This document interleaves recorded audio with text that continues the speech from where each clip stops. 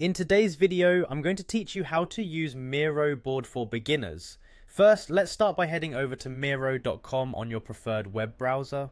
Once you're there, you'll notice the login option at the top right corner of the page. Go ahead and click on that to begin the process of accessing your account. If you haven't signed up yet, clicking on login will also give you the option to create an account. But today we'll assume you're ready to log in. When you're at the login page, you can sign in either using your email or your Google account, which might be the simplest option for those of you who want to streamline access without fuss.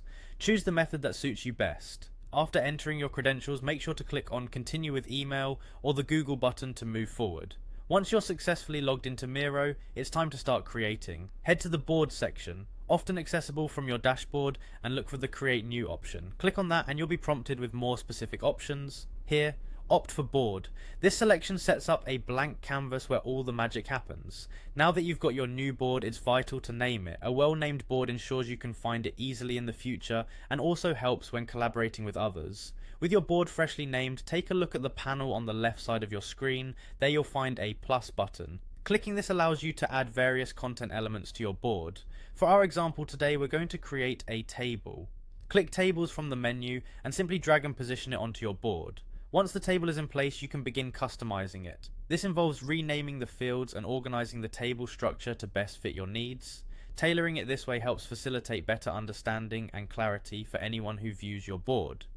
After you're satisfied with the modifications, it's time to share your masterpiece.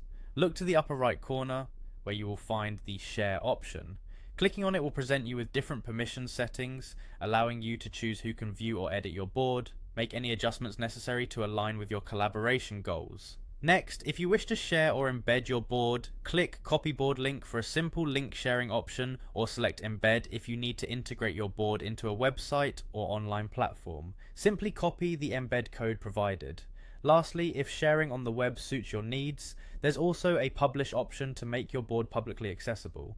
And there you have it. You now have a foundational understanding of using Miro as a beginner. Practice these steps and soon Miro will be an essential tool in your collaborative toolkit. Thank you for joining me today and happy creating.